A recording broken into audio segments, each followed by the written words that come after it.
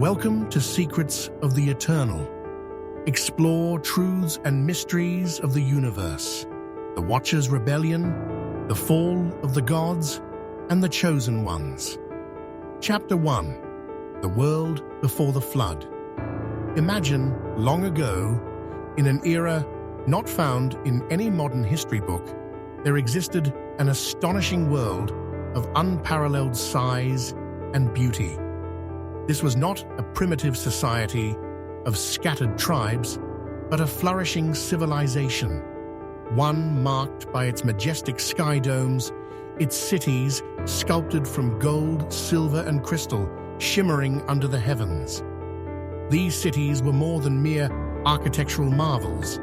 They were cultural and intellectual hubs, brimming with wisdom far beyond what we know today. Libraries stored the knowledge of the stars and the earth, temples stretched to the skies, and bustling markets offered exotic goods from every corner of the world. Yet humans did not reign alone in this golden age. Over them presided beings who called themselves gods. But these so-called deities were impostors, fallen angels, the Watchers, who, having been cast out of heaven, now paraded as rulers of the earth. Formerly radiant beings of celestial light, they had forsaken their heavenly domain and wandered among humans, wielding their forbidden knowledge and technology to great effect.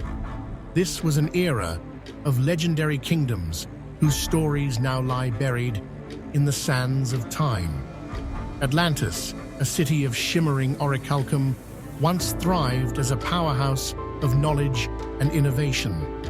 Governed by a mighty angelic being who shared the secrets of the universe, Atlantis promised harmony, but eventually succumbed to greed and pride, sealing its doom. Then there was Lemuria, a land steeped in spirituality and cosmic wisdom. Its people were so attuned to the stars that they unraveled many of the universe's mysteries, living in harmony with celestial forces. Hidden amidst the Himalayan peaks was Shambala, a kingdom of unmatched spiritual power. Here, the pursuit of enlightenment prevailed, and residents explored the secrets of life and death while maintaining peace with the universal energies. While these kingdoms shone as beacons of magnificence, they were overshadowed by their rulers, the false gods who sought to dominate through grandiose temples, blood sacrifices, and enforced worship. Disguising their rebellion against the Most High, these beings claimed dominion over Earth and misled humanity. Though they shared knowledge, architecture, astronomy, warfare, and even magic, it came at an unimaginable price.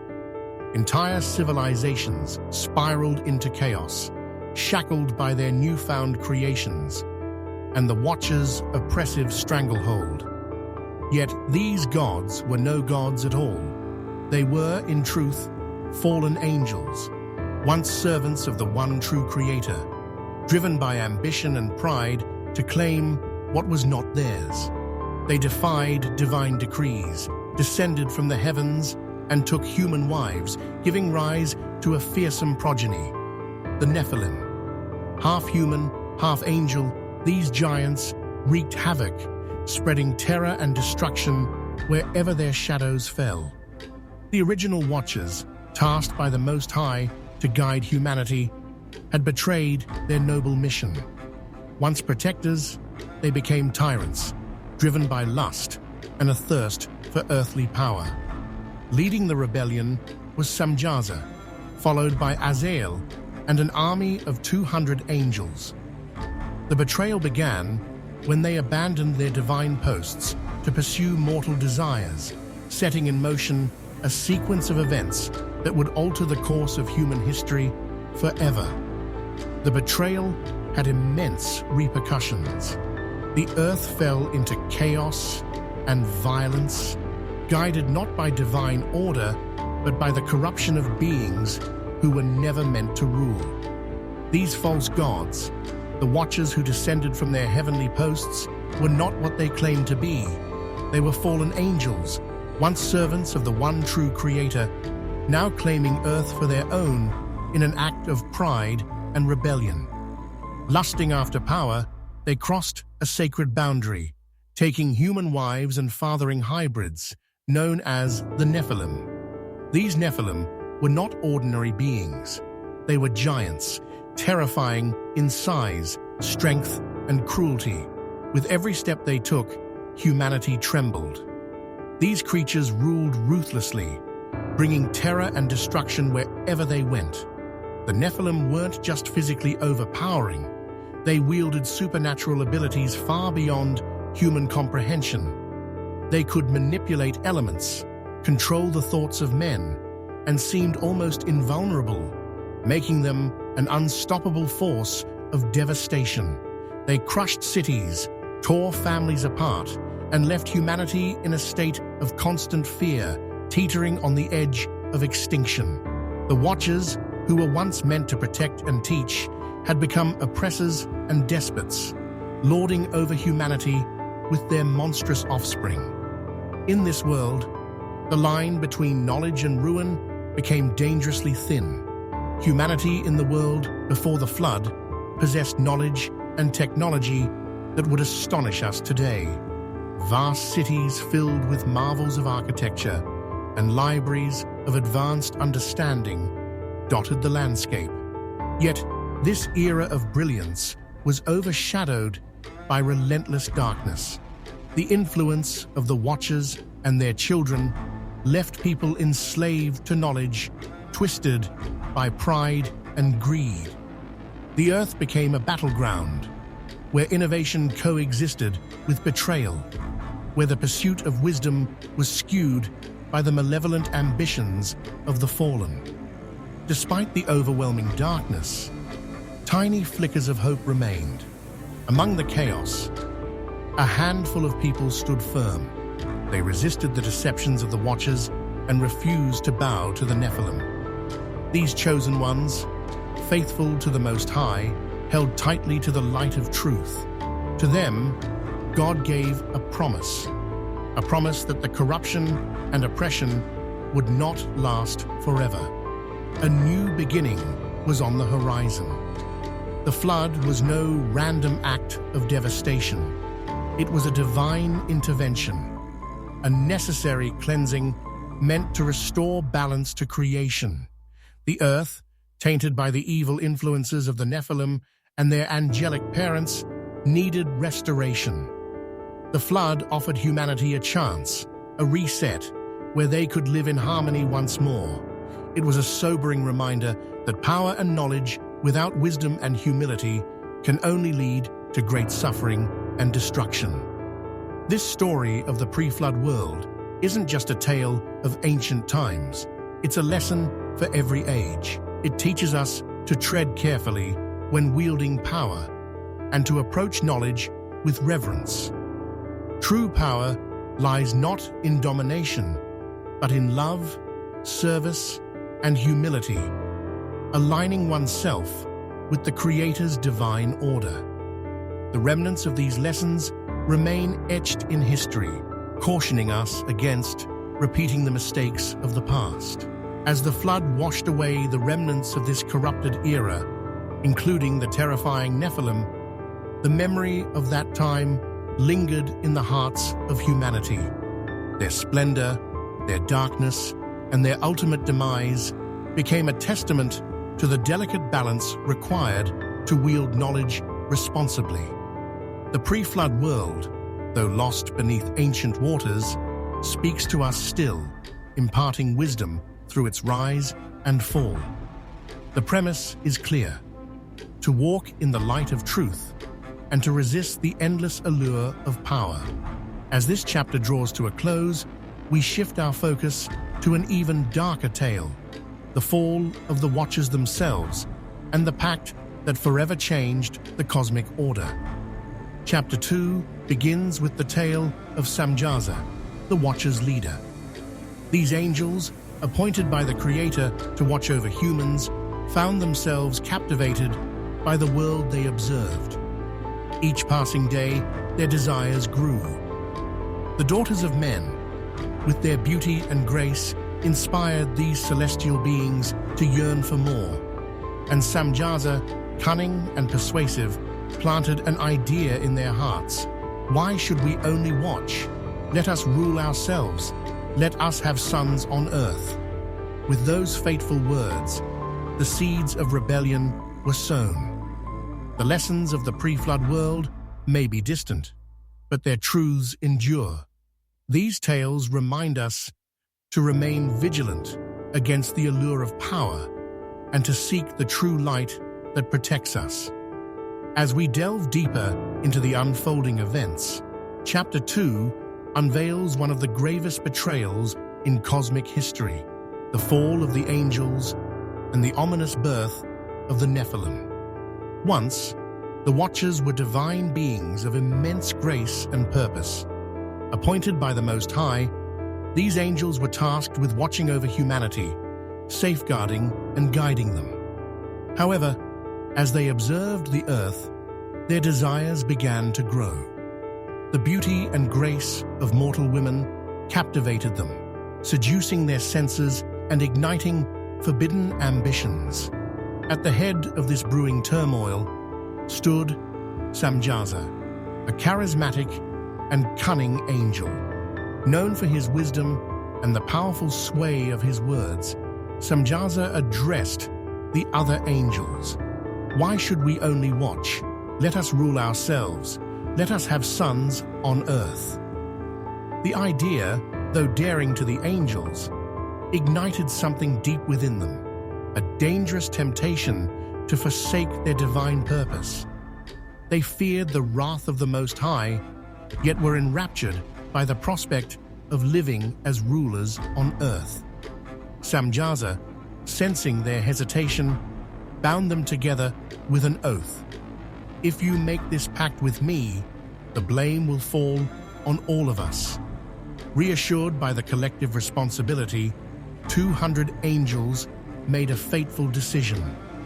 They gathered on Mount Hermon and swore an unholy pact. That same night, they descended from the heavens in a brilliant swarm of light, appearing like falling stars, and with them came the beginning of humanity's darkest days. They took mortal wives, breaching the sacred divide between the celestial and the earthly. But from these unions were born no ordinary children. This forbidden mingling created the Nephilim, beings of staggering strength and size, their glowing eyes an unmistakable mark of their unholy heritage. These were no mere giants. They were living manifestations of power corrupted. Their physicality was awe-inspiring, towering mountains of flesh and bronze-like skin, capable of feats that defied any human effort. Yet this strength came at a price. Their hearts were cruel, their minds fixated on conquest and domination. As the Nephilim grew, they unleashed chaos and despair. They became tyrants, erecting sprawling cities as symbols of their dominance.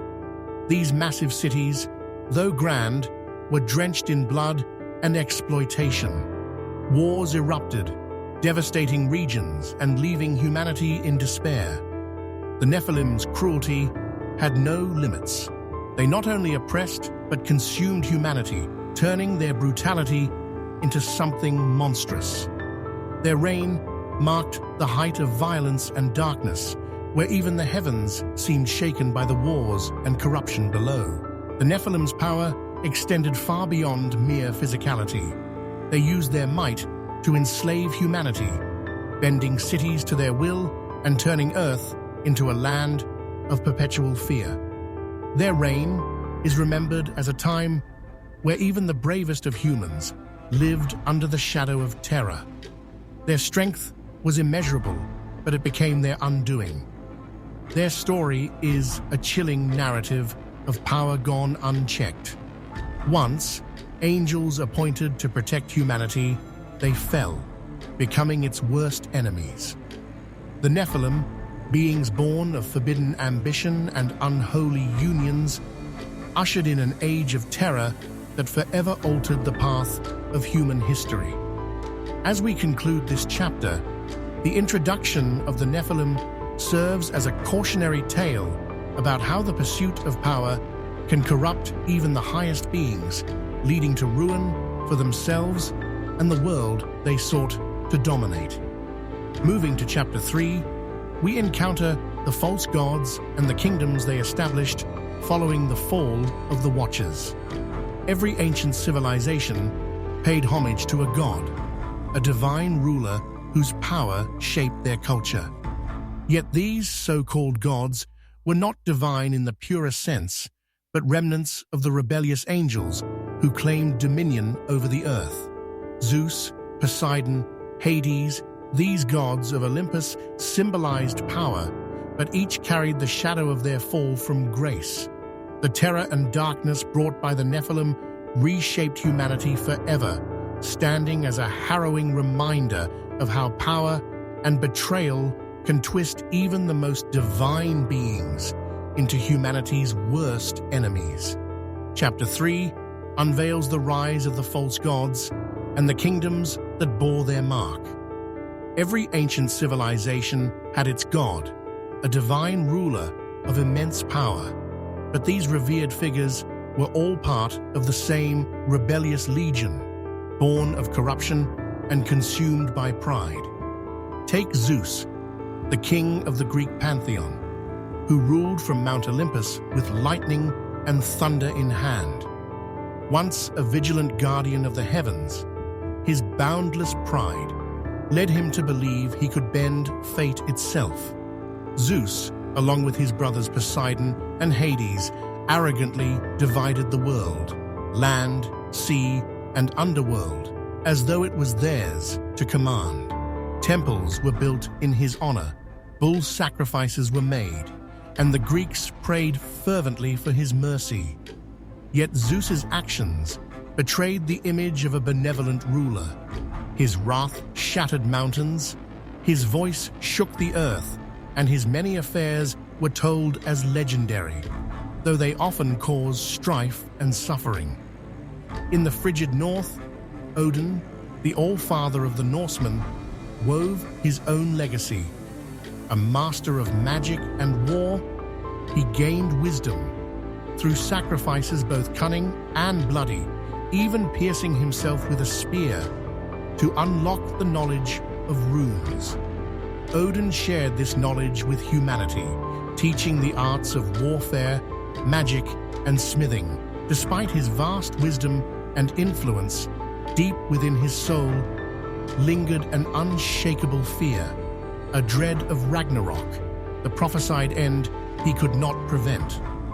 The Norse revered him, telling of his two raven companions, Hugin and Muyunin, who brought him news of the world, and his wolves, Geri and Freki, who fought by his side, but beneath his wisdom was a darkness, a relentless pursuit of power to stave off his ultimate fate. Meanwhile, in Mesopotamia, Enlil, the tempestuous storm god of the Sumerians, demanded worship, as if he were the creator himself. His priests etched his power into cuneiform tablets, speaking of his dominion over the rivers and his wrath that could summon devastating floods and storms. Enlil's gold-adorned temples stood as symbols of his influence. Yet in truth, his facade of wisdom masked the reality of a conqueror, hungry for control, rather than a creator deserving of reverence. Among the Mayans of Mesoamerica, Kukulkan, the feathered serpent, slithered his way into legend. A being of wind and fire, he brought the knowledge of the stars to his people, teaching them the laws of the universe and guiding them towards celestial understanding. However, his wisdom came at a grave cost: blood. Human sacrifices were the currency of his favor, with the Mayans constructing pyramids and performing dark rituals to maintain his blessing. Kukulkan was revered for his foresight, his supposed ability to reveal cosmic secrets, but his legacy was stained by the violent rules he imposed. These gods, Zeus, Odin, Enlil, Kukulkan, though worshipped as divine, shared one troubling origin.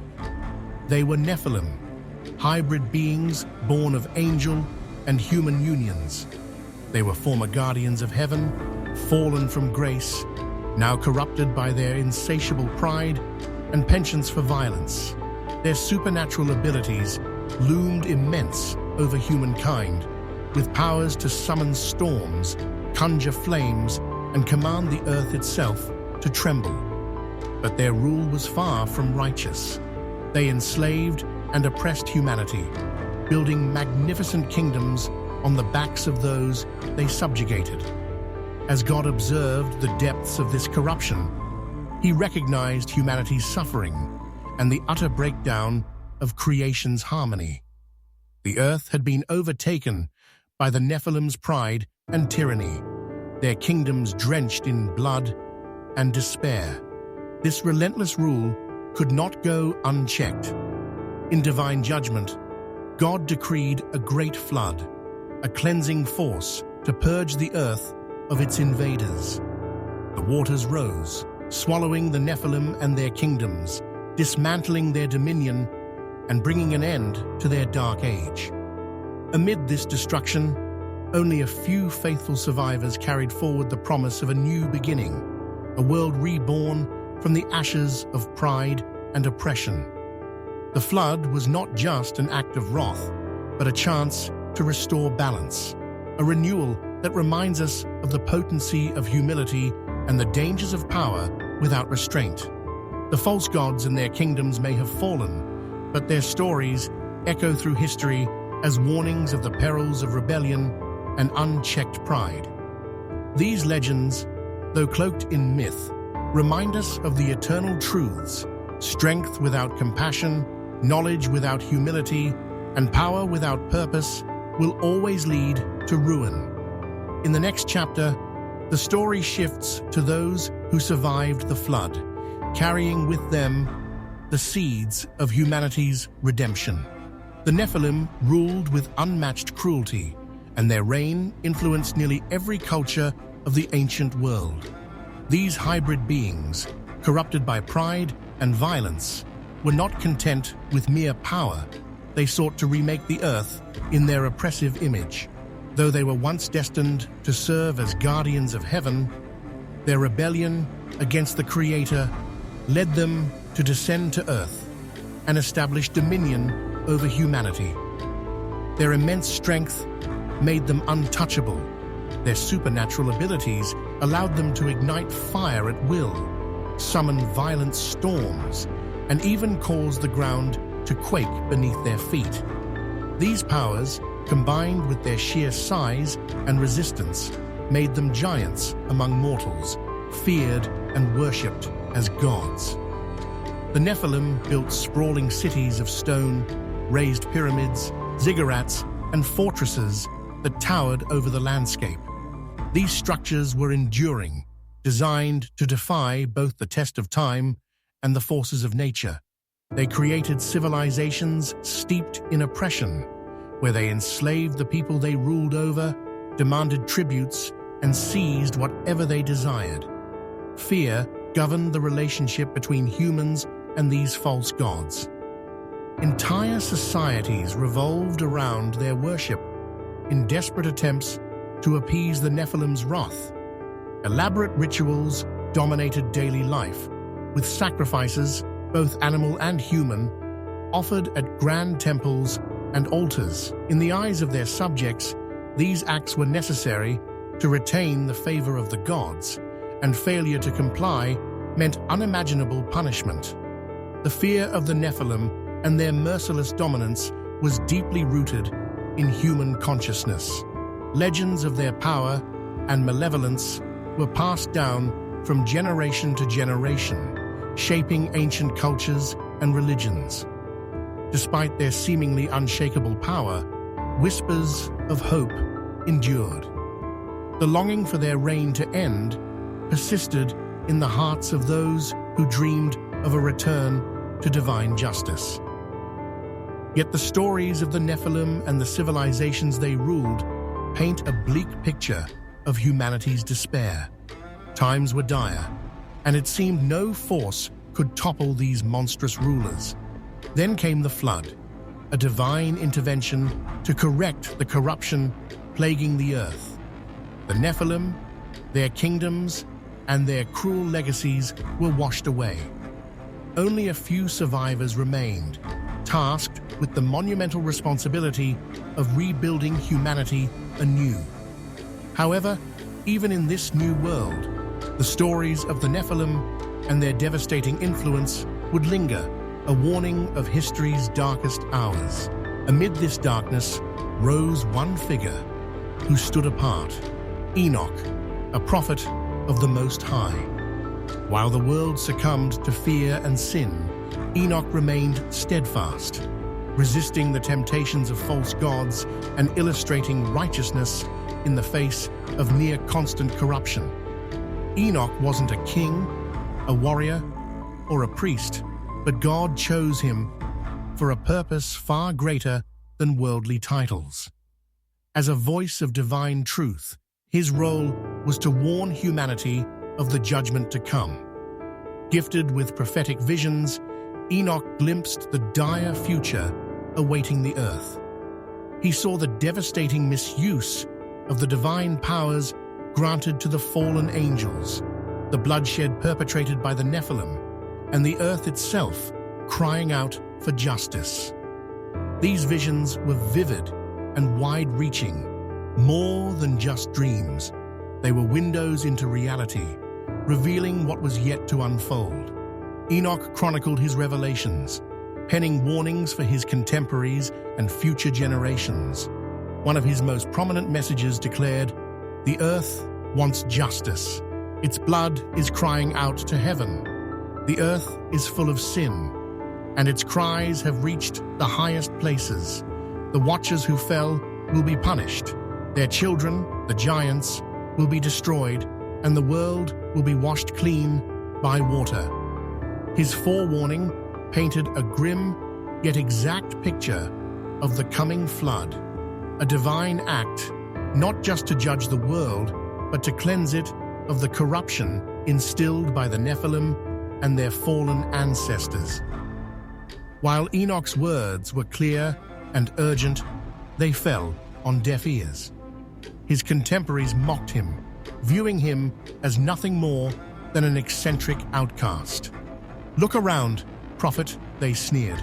"Our gods are strong. Our cities are still here. Where is your God?" Their hearts were hardened, blind to the evidence of Enoch's divine revelations.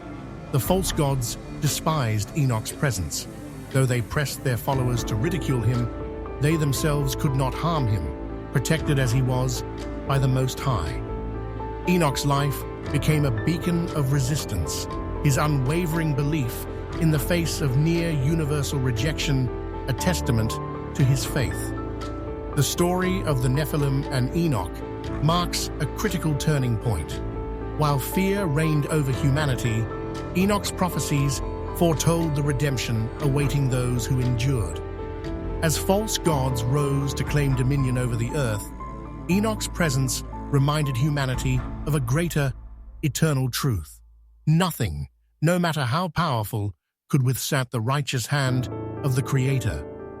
The stage was set for the flood, an event that would not only cleanse the world, but also fulfill the long-ignored warnings of Enoch, a moment where divine justice would overcome darkness. Enoch's warnings echoed across the land, but they were largely met with ridicule and disbelief. People laughed at him, mocking his dire prophecies. "Look around, prophet," they sneered. "Our gods are strong, our cities are still here. Where is your God?" Unbeknownst to them, his words weren't just predictions, they were the divine truth. Enoch saw the world's descent into chaos, the corruption of people, and the rise of injustice, which filled the earth with blood and despair. He knew the punishment would be catastrophic, and that the flood, a cleansing force, was inevitable. Yet Enoch's faith remained unshaken, for he walked with God, and trusted the vision that had been revealed to him. The false gods hated Enoch. They knew his words and presence challenged their dominion over humanity. Yet they were powerless to harm him, for Enoch was shielded by the light of the Most High. God protected him, ensuring his voice would not be silenced until his purpose was fulfilled. Meanwhile, Enoch bore witness to a world spiraling further into darkness. The signs of the approaching flood became clearer. Natural disasters, moral decay, and even the very earth itself seemed to cry out against the weight of human sin. Then, one day, without warning, Enoch disappeared. He didn't meet death as others before him had. Instead, God took him away in a radiant light. The event stunned those who had mocked him, but they failed to realize the significance of his departure. Enoch's ascension was not only a reward for his righteousness, but also the final omen of the catastrophe to come. In the days following Enoch's disappearance, the earth showed more signs of upheaval. The ground shook violently, and the skies darkened ominously. Animals grew restless and silent, their instincts sensing the oncoming calamity. Slowly, humanity began to reflect on Enoch's words, but by then, it was too late. The punishment was decided. The floodwaters came as foretold. Towering waves swept across the land, erasing the corruption of the Nephilim and their fallen progenitors. The false gods were stripped of their power, their kingdoms toppled, and their rule was no more. The world was cleansed, and humanity paid the price for its disobedience. What remained were memories of Enoch, the prophet who warned them, the man who walked with God, and the example of righteousness in a sinful world. As the water receded and the earth began anew, a somber lesson settled over the survivors. They remembered Enoch's words, understanding too late the consequences of living in the shadow of false gods. But history's tide rolled onward, carrying Enoch's legacy as a reminder to future generations. Defy corruption, seek the light, and walk humbly with the Creator. These were the principles he embodied, principles that still resonate through the ages. Chapter 5 brings us to the final hours before the flood, a period trembling with unease and filled with foreboding. The skies grew dark, as though mourning the impending judgment. Winds howled restlessly, and the ground seemed to quake in anticipation of its cleansing. Animals, usually oblivious to human affairs, became agitated. The forests fell silent, and birds took flight as if fleeing some unseen predator. Something was coming, something that would alter existence itself. The false gods, in their arrogance, attempted to confront this threat. They gathered at their temples, calling upon their celestial powers, yet their cries received no answer. The temples, once illuminated as symbols of dominion, fell into eerie darkness. In Greece, Zeus stood upon Mount Olympus, his mighty lightning bolt in hand. But as he gazed upon the heavens, he saw only an endless black void staring back. His booming thunder and crackling lightning, once a symbol of his unassailable power, were eerily silent. His servants, the nymphs and satyrs, recoiled from him, sensing his waning strength. To the east, in Mesopotamia, Enlil found no solace in the stars. The celestial signs that once guided his visions were extinguished. His sacred rivers dried to cracked beds, and the once fertile fields under his protection withered away. Even his devout priests doubted, whispering about the silence from their lord. In the dense Mayan jungles, Kukulkan rose to the skies, his feathered serpent form blazing with pride. Yet his wings were engulfed in smoke and flame, darkening the heavens with ash. His visions, once revered, now filled his priests with terror. The pyramids built in his honor began to crumble as if rebelling against the weight of his corruption. Around the world, each false god faced the same fate: silence, crumbling kingdoms, and the slow erosion of their power. The final hour was upon them, and even their supernatural might could not halt the will of the Creator. Humanity looked on, finally understanding what was to come. But realization was no longer enough. The time for repentance had passed, and the punishment foretold by prophets like Enoch was about to unfold. The final hours leading to the ultimate judgment saw humanity and their false gods tumbling toward a fate they could not escape. In their desperation, the false gods gathered at their holy places, summoning the powers of heaven that had long since abandoned them. Priests and oracles scoured for signs, their temples, once bright with power, now enveloped in an eerie and foreboding darkness. Zeus, the self-proclaimed ruler of Mount Olympus, stood at his summit, clutching his mighty lightning bolt. But when he looked to the heavens, no answers came, only a black, endless void. His power waned. The nymphs and satyrs who once flocked to him recoiled, sensing his weakness. The thunder which once heralded his arrival was silent, leaving Zeus as a shadow of his former self. In a similar scene, Enlil, the stormy god of Mesopotamia, found no solace in the celestial signs he once trusted. The stars, long a source of his power, were extinguished. Rivers he once commanded ran dry, leaving cracked earth where fertile fields had thrived. His priests, bearing offerings in trembling hands, whispered among themselves of doubt.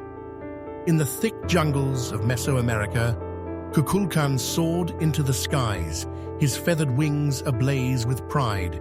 But horrifyingly, his wings began to burn, the smoke blackening the heavens above. His priests saw only destruction and fire in their visions. Towers and pyramids built in his name began to collapse, as though the earth itself rejected him.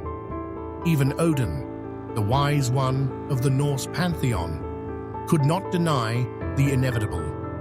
As he peered into the sacred well of Mimir, he did not see the glorious battle of Ragnarok he had long anticipated. Instead, he saw a far grimmer prophecy, the end of all gods. The runes, his trusted guides, provided no answers, and even his loyal ravens, Hugin and Munin, failed to return. Yggdrasil, the sacred tree at the heart of his cosmos, began to wither, a sign that the divine order was crumbling. The cracks in the gods' dominions widened, and their followers' devotion started to waver, revealing the fragile, false foundation beneath their thrones. Then the skies lit up, a radiance brighter than 1,000 suns. A blazing ray pierced the darkness, as if heaven itself had opened. This was no ordinary light. It was divine judgment.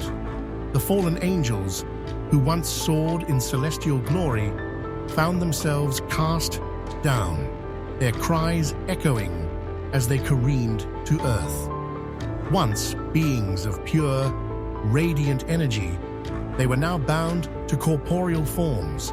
Their wings burnt away, their immortal auras faded, and their greatness diminished to dust. Within the temples of the false gods, chaos erupted. Believers watched in terror as their once mighty gods faltered. The Nephilim, giant beings who had ruled with unchallenged brutality, felt an unfamiliar sensation, vulnerability. Statues raised to honor them crumbled. Altars, stained with the sacrifices of generations, collapsed into ruin. Realization swept through humanity. These false gods were mortal, their promises hollow, and their power now useless. As fear turned to panic, the earth responded with unrelenting force. The ground quaked violently, splitting open in countless places. From the depths of these chasms, water erupted with unimaginable power. Hidden springs, long concealed beneath the earth, began to gush forth uncontrollably. Simultaneously, the sky, dark and ominous, seemed to tear asunder. What began as rain quickly intensified into torrents, as though the heavens themselves had emptied out oceans of fury upon the world. The rivers swelled beyond their banks, consuming everything in their path, turning vibrant cities into submerged ruins. People screamed and clawed through the chaos, seeking refuge in temples or atop crumbling hills, but the flood showed no discretion, sparing none who had ignored the warnings of the past. Amid this pandemonium came the greatest reckoning, the downfall of the Nephilim. The giants, who had long considered themselves untouchable, now understood the gravity of what was occurring. Brought to their knees by the sheer force of the flood, even their unmatched strength offered no salvation. Atop Mount Olympus, Zeus, surrounded by titans and demigods, clung to his fading arrogance. "We are immortal," he bellowed into the storm, casting a lightning bolt toward the heavens. The sky offered no response.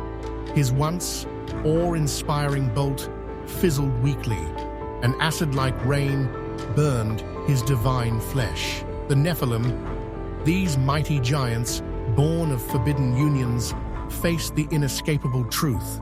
They were not gods. Their reign of terror, their oppressive cities, and their ruthless dominion were being wiped out by the Creator's judgment, leaving nothing but silence in their wake. The scenes of violence and destruction painted a grim picture not just of ending, but of renewal. The floodwaters, though merciless, served a divine purpose: to cleanse the earth of the corruption that had poisoned it for so long. As mighty kingdoms fell and their false rulers perished, a new chapter awaited humanity, a chance to rebuild, to learn, and to walk again in harmony with the divine order.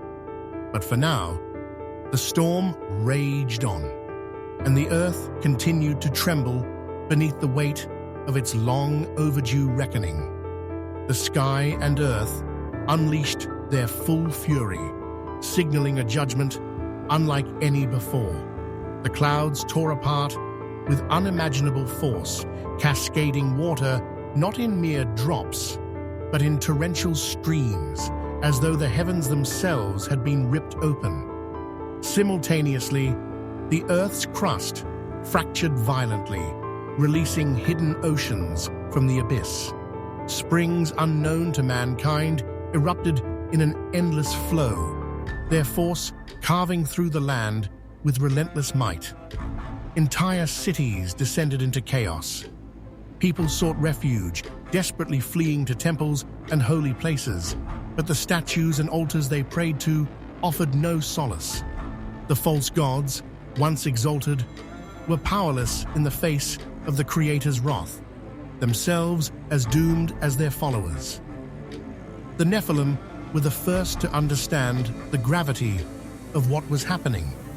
These mighty giants, the feared and invincible offspring of fallen angels, could sense the end bearing down on them. In Greece, atop Mount Olympus, Zeus stood with the titans and demigods. His booming voice thundered, "We are immortal," as he hurled his lightning bolt into the erupting sky. But the heavens did not answer. His infamous bolt fizzled, its once divine power extinguished.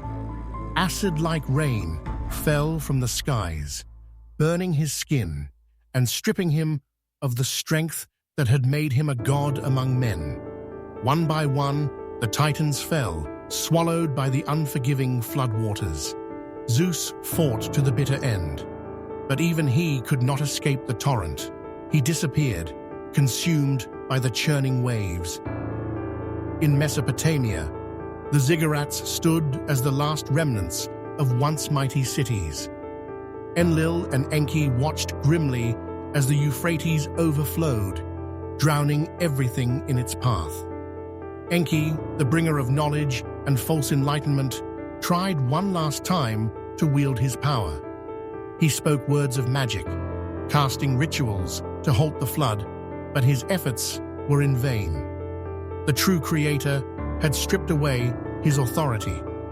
Resigned, Enki whispered, "We have failed," before the waters devoured him and Enlil.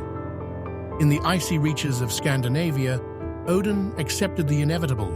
Standing with his warriors, he declared, "Valhalla will fall, but our names will not be forgotten." Clutching Gungnir, his legendary spear, he fought valiantly against the flood, as a god should. Yet his strength was no match for the relentless waves. Odin and the Aesir disappeared into the raging seas, their proud legacies swallowed alongside them. In Mesoamerica, Kukulkan, the feathered serpent, ascended into the air, his vast wings outstretched. But even he could not escape the flood. A vortex of water surged upward, dragging him down with a force greater than any he had known. His final, anguished cry echoed through the canyons before silence consumed him. Across the earth, the cries of the Nephilim pierced the air, yet their might, no matter how otherworldly, was insufficient against the Creator's will. The floodwater surged, sweeping across landscapes with unparalleled power. In Egypt, the pyramids stood as silent witnesses to the destruction. Priests gathered in the temples, pleading with their gods, but their prayers went unanswered. The waters engulfed the sacred sites, shattering statues and claiming both the priests and their holy grounds. In India, Shiva, the cosmic dancer, attempted the Tandava, the legendary dance of destruction meant to restore balance to the universe, but his movements faltered under the weight of the rising tide. The water rose higher until even the mighty Shiva vanished into the chaos, his dance left incomplete. In China, the Jade Emperor surveyed the catastrophe from his celestial throne. In desperation, he released his dragons to tame the floods. However, even these mythical beasts were overpowered by the unrelenting waters. The heavenly palaces crumbled under the force of the torrent, and the Jade Emperor, along with his celestial realm, was submerged beneath the depths. In Africa, ancestral spirits rallied their powers to protect the people. They called upon the elements, trying to shield their followers, but their efforts were futile. The flood swept away the spirits and the people who had relied upon their aid, leaving no trace of their once flourishing communities. All across the world, the earth quaked, echoing the final moments of the false gods and their kingdoms. The floodwaters continued to surge, reaching their peak, swallowing mountains, forests, and fields. Buildings that once symbolized human ambition crumbled under the torrent's sheer force. Screams of terror intertwined with the roaring of the waters, creating a soundscape of utter devastation. Regions that had once been alive with vibrant life were reduced to silence, blanketed under an ocean of divine judgment. Though this chaos spoke of endings, it also heralded beginnings. As the waters purged the corruption of both human and celestial rebellion, the world braced for a rebirth. The false gods were no more, and their legacies of pride and oppression were swept away into history's abyss. In their absence, the flood gave humanity a final lesson, a sobering reminder of the frailty of mortal and immortal power against the eternal will of the Creator. As the floodwaters reached their peak, they consumed everything in their path, leaving no trace of the once grand civilizations. Temples, statues, and altars dedicated to false gods crumbled beneath the deluge. Their priests swept away into whirlpools without answers to their desperate prayers. In India, Shiva, the cosmic dancer, attempted to perform his Tandava to save the universe, but the rising waters interrupted his rhythmic steps. Higher and higher the waters rose, enveloping even the mighty Shiva, whose unfinished dance remains a symbol of power overwhelmed by divine judgment. In China, the Jade Emperor, watching the destruction from his celestial throne, dispatched his legendary dragons to tame the floods. Yet, against the unrelenting power of heaven, the dragons too were overwhelmed. The heavenly palaces, symbols of order and authority, crumbled as the floodwaters surged through them. The Jade Emperor, realizing his own limits in the face of the Creator's will, vanished as the palaces were swallowed by the sea. In Africa, the ancestral spirits called upon the forces of nature to shield their people. Despite their efforts, the floodwaters swept them, and all who depended on their power, away, leaving nothing but silence in their stead. When the earth trembled one last time, it marked the conclusive end of an era. Those who remained alive clung desperately to the final remnants of their world. But the flood showed no mercy.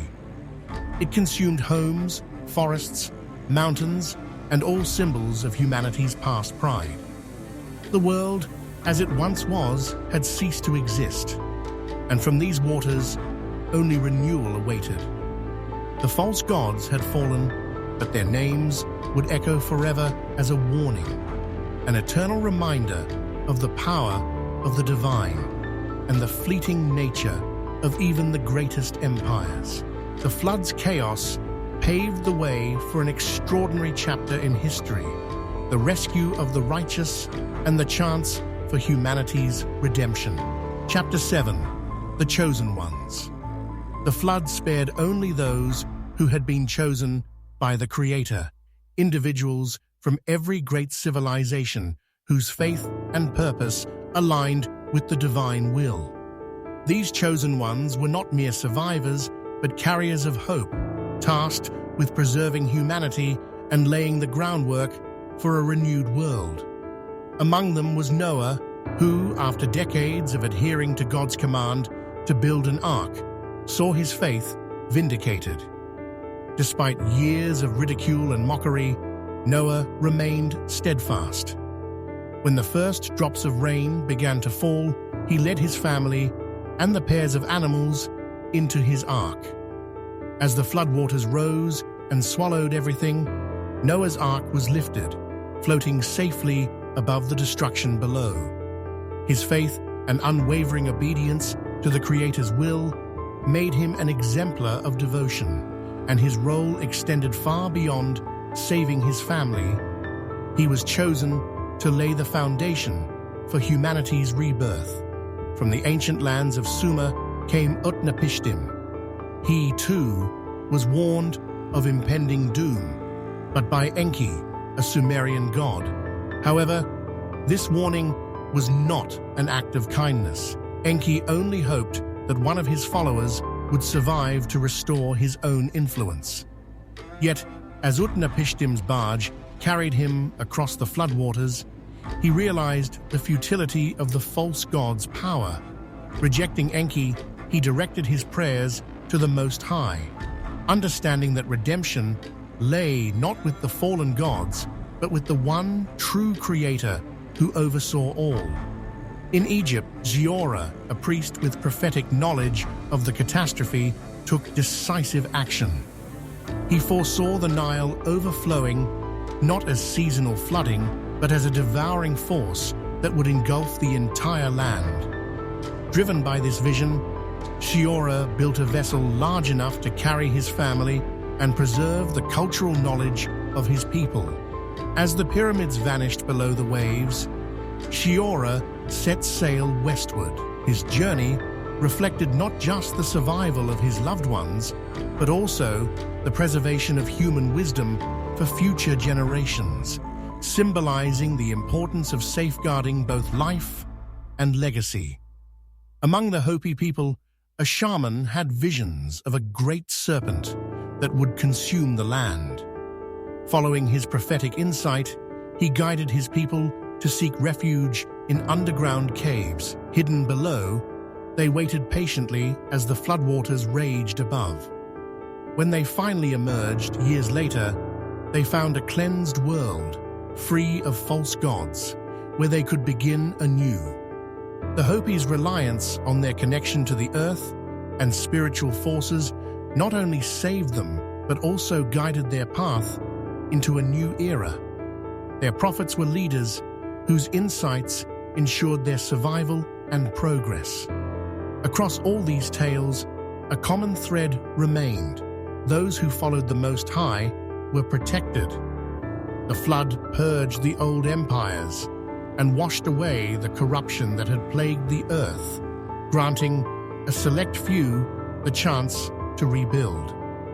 These chosen ones carried humanity's collective memory, enriched by lessons of humility, devotion, and the consequences of hubris. They would rebuild the world, guided by their faith and the wisdom passed down to ensure the mistakes of the past would not be repeated. The chosen ones who survived the flood were not ordinary people. They carried within them the hopes of humanity and the responsibility to lead the world toward a new beginning. Their survival wasn't just an act of divine mercy, but a cornerstone of the Creator's justice. Figures like Noah, Utnapishtim, Shiora, and the Hopi shaman bore the weight of preserving both humanity and its cultural wisdom. For these figures, the journey wasn't limited to physical preparation.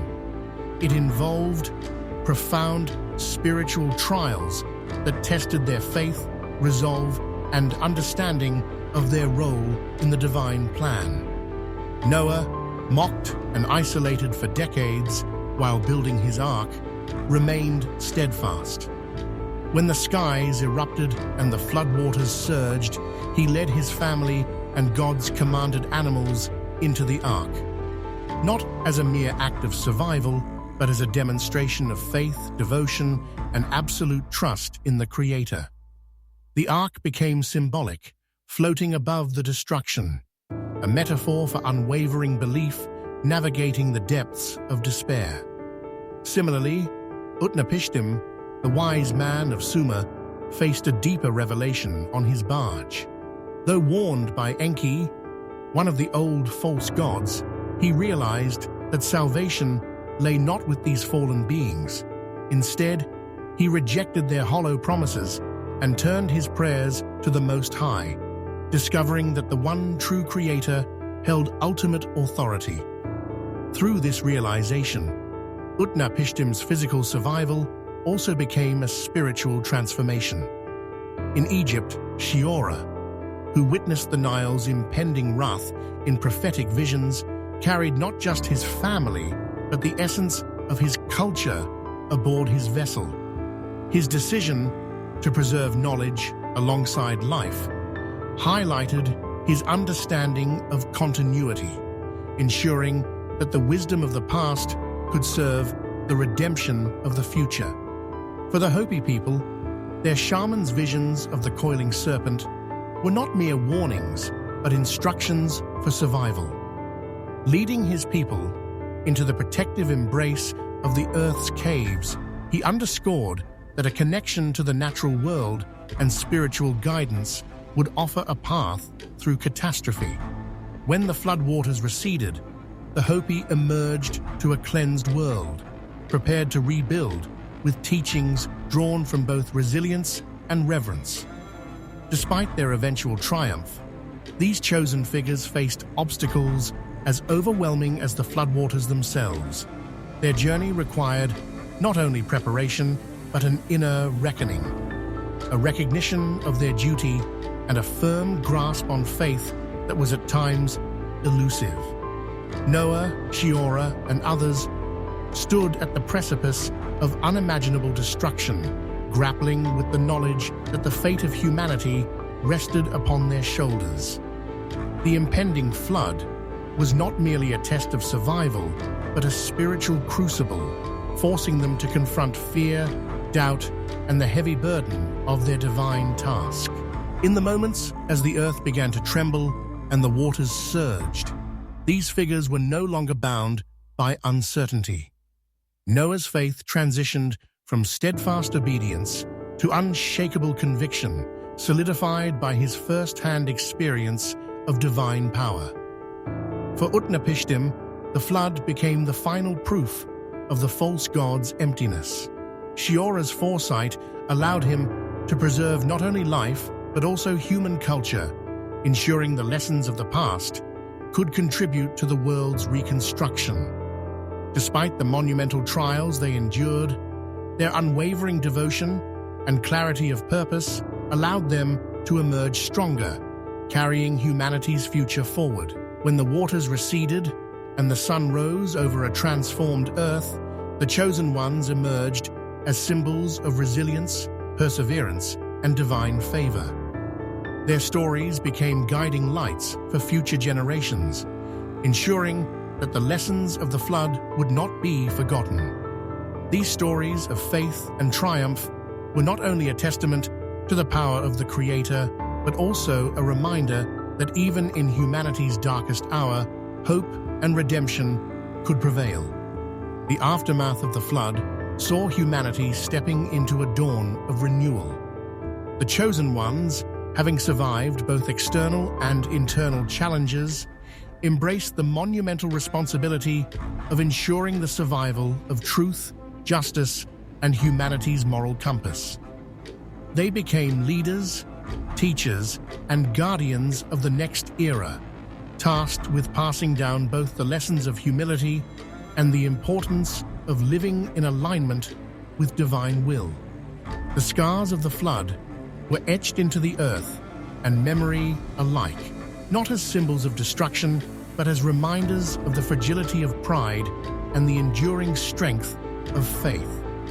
For the generations that followed, the tales of the chosen ones stood not merely as chronicles of survival, but as the foundation upon which humanity rebuilt, learning from its past errors and striving toward a greater alignment with the truths of the eternal. These figures exemplified a higher purpose, their convictions serving as a beacon of hope during times of despair.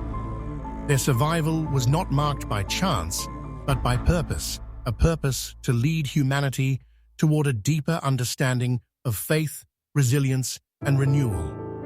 As Chapter 8 unfolds, we delve into the profound internal struggles faced by these chosen ones, their moments of doubt, fear, and transformation, as they grappled with the immense responsibility of saving the human race and guiding the world toward a brighter future.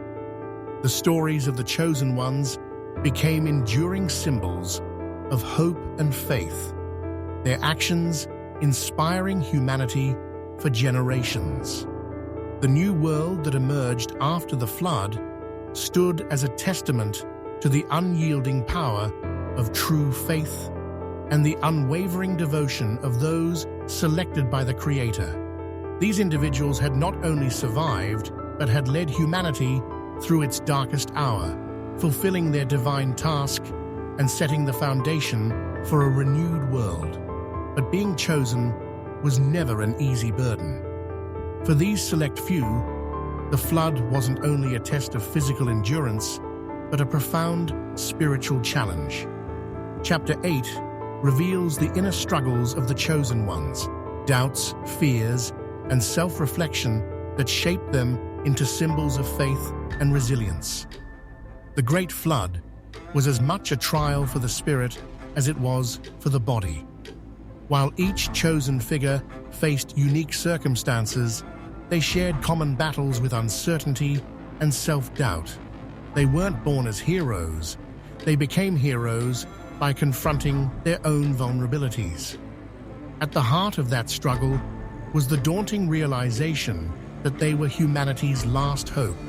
This wasn't a role they sought, and for many, it felt like an unbearable weight. Their journey became as much about overcoming internal fear and doubt as it was about preparing for the deluge.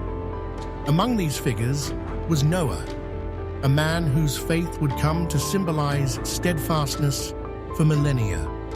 Noah had always lived in harmony with the earth, devoted to peace and believing in the inherent goodness of humanity. But when God revealed the future, the great flood that would destroy the corrupt world, Noah was filled with conflict. "Why me?" he asked repeatedly, wrestling with feelings of insignificance. He was no priest, warrior, or ruler, just a humble man living far from the centers of influence. In his darkest moments, he doubted his ability to bear the monumental responsibility of saving what remained of creation.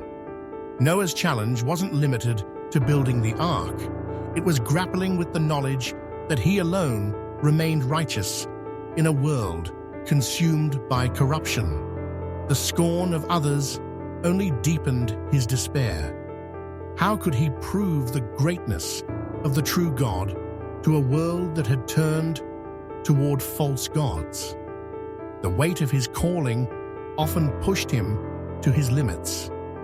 Yet when doubt threatened to consume him, Noah found strength in his love for his family and the deep inner conviction that God had chosen him for this purpose.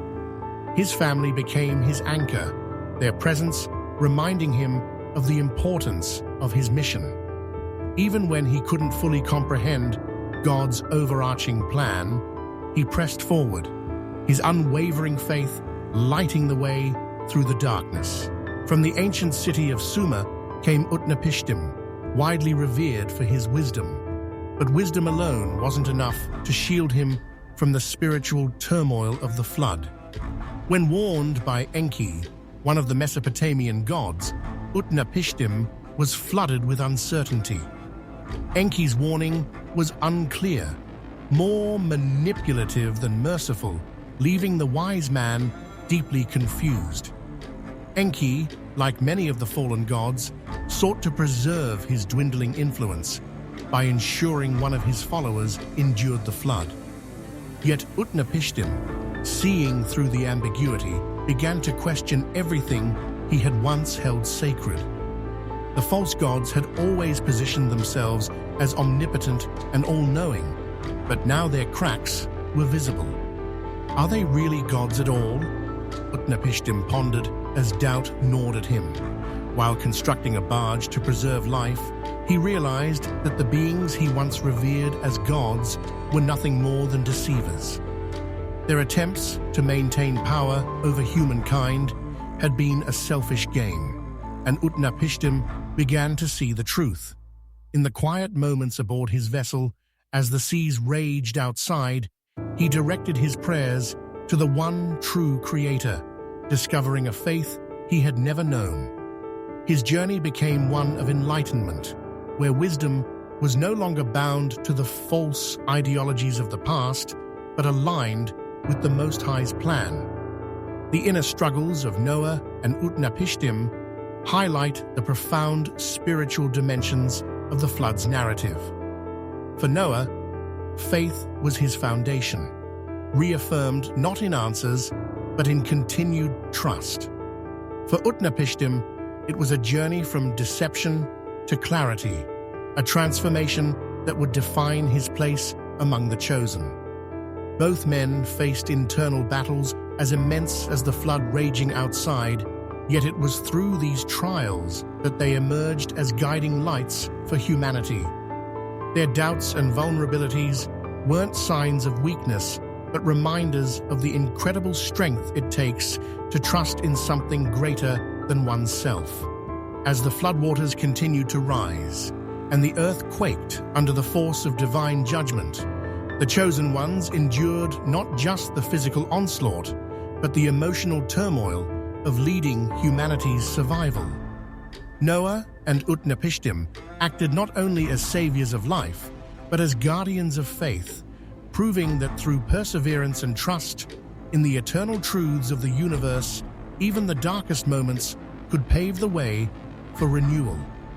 The next chapter continues to unravel the trials of other chosen ones and their descent into profound spiritual awakenings as they carried hope through the chaos. Noah, Utnapishtim, and Zudra, all chosen for their unique strengths, found themselves facing profound spiritual struggles as they prepared for the Great Flood. Each man was challenged by his own doubts and fears, yet each found clarity and purpose in their individual journeys. For Noah, the love for his family became his guiding light through the storm. For Utnapishtim, a man once devoted to the fickle gods of Sumer, it was the painful realization of falsehoods that led him toward the Most High. And for Zudra, the renowned Egyptian priest of knowledge, his saving grace came from understanding that the Nile and its associated deities could not provide salvation. Their inner struggles not only defined their roles as leaders, but also shaped the foundations for a new humanity. Utnapishtim's journey from doubt to faith was marked by intellectual and emotional turmoil. As a wise man of Sumer, he had always placed trust in the Mesopotamian gods. Enki, one of the most powerful among them, had granted him knowledge and purpose. But when Enki shared the prophecy of the flood, Utnapishtim realized that even the so-called gods were deeply flawed. This revelation was devastating.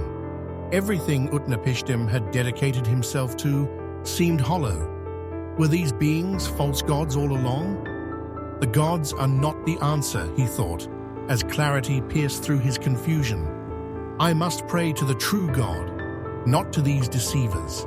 Yet even as he reached this epiphany, doubt lingered. How could he trust a God he had never seen? How could he ever be sure this higher power would provide him refuge? It was only when the floodwaters began to rise, engulfing the land, that Utnapishtim found resolution.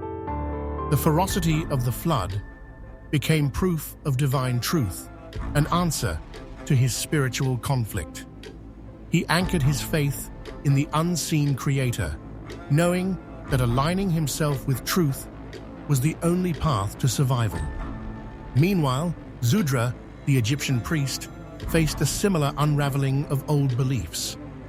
As a servant to the gods of Egypt, he had spent his life upholding the mysteries and traditions of the Nile.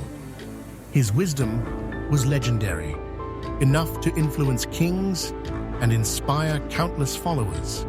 Yet, news of the approaching flood fractured his understanding of the universe.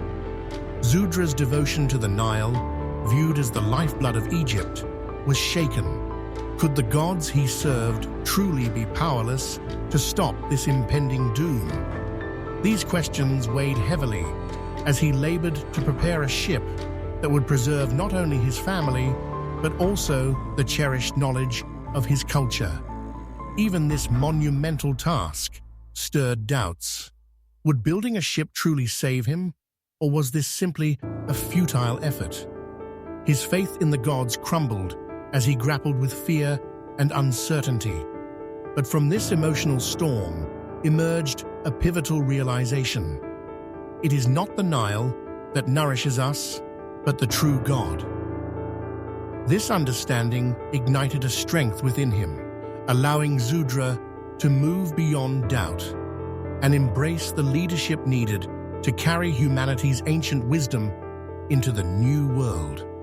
Noah, Utnapishtim, and Zudra each faced moments of profound despair as the flood loomed closer. For Noah, the task was not just physical, but deeply personal. The weight of being the last righteous man haunted him, making each day of preparing the ark a test of endurance. For Utnapishtim, it was the betrayal of the gods he once revered, forcing him to construct not only a vessel for survival, but a bridge to a new faith. And for Zudra, the preservation of Egypt's intellectual heritage bore down on him as he struggled to trust the unseen creator. Yet all three, despite their struggles, emerged from the chaos with a renewed understanding of their purpose. As the rains poured and the earth trembled, these chosen ones stood at the edge of an unfathomable abyss. Each had their personal hell to confront, doubts, fears, and the crushing knowledge that they carried the hopes of humanity itself. Yet their trials refined them, turning apprehension into conviction and pain into purpose. Noah no longer asked, "Why me?" Instead, he accepted his role fully, finding peace in following the Creator's plan. Utnapishtim overcame the grip of deception to embrace truth, and Zudra, armed with newfound faith, carried the essence of Egyptian culture into the unknown future. The legacy of these trials is profound. Each man's struggle became a story of hope, a reminder that even in the midst of destruction, faith can illuminate the path forward. When the floodwaters finally receded, Noah, Utnapishtim, and Zudra weren't just survivors. They were transformed, their journeys chronicled as eternal lessons for humanity. Above all, they proved that inner turmoil is not a weakness, but a crucible where true strength and resilience are forged. As they stepped into the cleansed world, their stories became the foundation for a new age, built upon faith, wisdom, and the lessons of the past. Their inner struggles remind us that true transformation often comes not in moments of triumph, but in the hours of doubt and persistence. As the waters continued to rise, and Noah, Utnapishtim, and Zudra stood at the edge of their own personal trials, they fully embraced the realization that their survival was not simply a matter of physical preparation, but the culmination of a deeper spiritual journey. For all three, the coming flood was both a burden and a liberation. It forced them to confront the weight of humanity's judgment, while empowering them with the knowledge that the true God reigned above all. By the time the rains began, their faith had transformed from something uncertain and tenuous to a firm conviction that guided their every action. This conviction became the anchor that carried them through the storm, physically and emotionally. They no longer struggled with the question of survival, but sought to understand their higher purpose in the divine plan. When the waters receded, the new world was revealed. It was an earth purged of its former corruption and stripped of the monuments, cities, and empires of the old order. But for the chosen ones, this wasn't merely a moment of relief. It was one of sober reflection. Their task was far from complete. As Noah emerged from the ark, his feet stepping onto a transformed landscape, his first act was one of gratitude. He built an altar and offered a sacrifice to God to express thanks for having been spared. Noah understood that this gratitude extended beyond himself. It symbolized the faith of future generations that would carry humanity forward. For Utnapishtim, the endless waters, reflecting a broken sky, symbolized both loss and opportunity. As he looked out over the submerged remnants of his former world, he realized the depth of the responsibility given to him. The gods he once worshipped had failed, their deceits laid bare. Now, it was his duty to ensure that his people would begin again, guided by the faith and truth he had embraced on his ark. Similarly, the Hopi, emerging from their underground caves after the floodwaters receded, offered thanks to the great serpent whom they believed had warned them of the impending catastrophe. For them, survival was tied to their enduring connection to the spiritual world and nature, relationships they would carry into this renewed earth. However, the stories of the false gods did not vanish. Despite their fall and the destruction wrought upon their kingdoms, traces of their memory remained. As the new world took shape, humanity began to recount their tales. These were no longer the stories of angels or divine beings, but were instead retold as legends, myths of gods who might one day return. Though the chosen ones had carried the truth of the Creator into this new age, echoes of the old tales began to weave themselves into the fabric of civilization. Statues, temples, and carvings emerged once more, marking the beginning of humanity's tendency to mythologize its history. This marked a paradox of renewal. The flood cleansed the earth, yet the seeds of the false god stories planted over generations lingered. These myths were passed down from parent to child, storyteller to listener, evolving into a permanent part of human culture.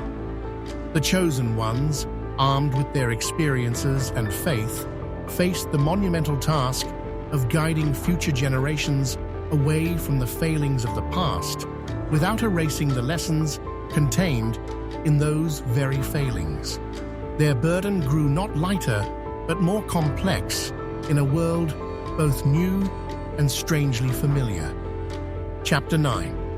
The New World emerges as an era where humanity begins again, free from the immediate rule of the fallen but still haunted by their legacy. For 40 days and 40 nights, the waters had raged, reshaping not only the landscape but the stories and beliefs of mankind. Cities were gone, mountains had crumbled, and valleys drowned, leaving behind a blank canvas upon which the survivors had to paint their new reality. Yet the shadows of the past lingered, not in the form of towering Nephilim, but in story, art, and whispered legends. Humanity, despite its newfound faith, began to rebuild with the remnants of what had been, carrying the paradox of progress intertwined with memory. As millennia passed, the world flourished again.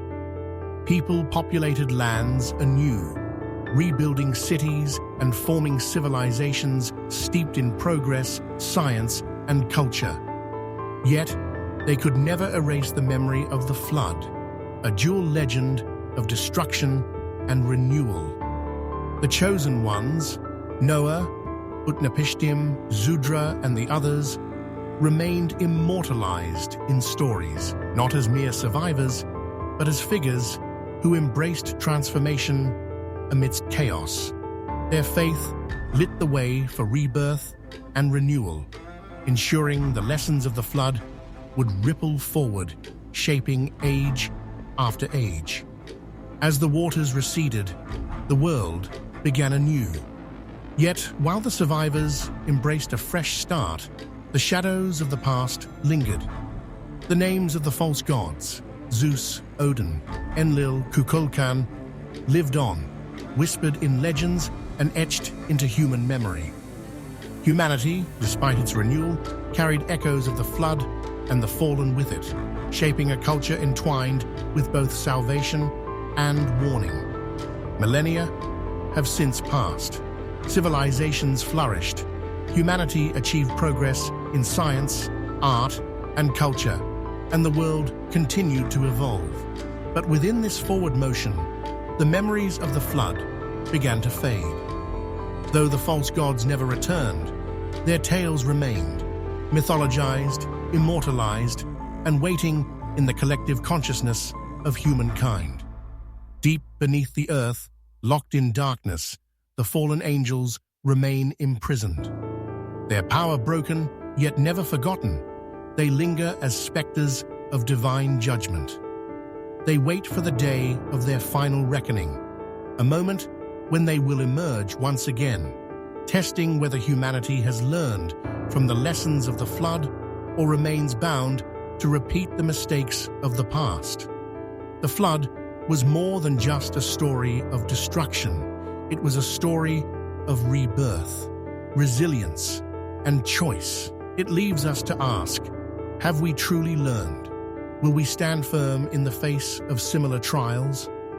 The prophecies warn of a day when humanity will face one final test, an ultimate confrontation with the shadows that once ruled the earth. To explore more of these profound mysteries and uncover deeper truths about what lies ahead, join us at Secrets of the Eternal.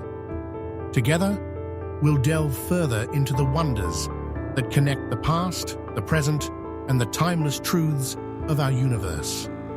Subscribe and embark on this eternal journey with us. Don't forget to like and subscribe.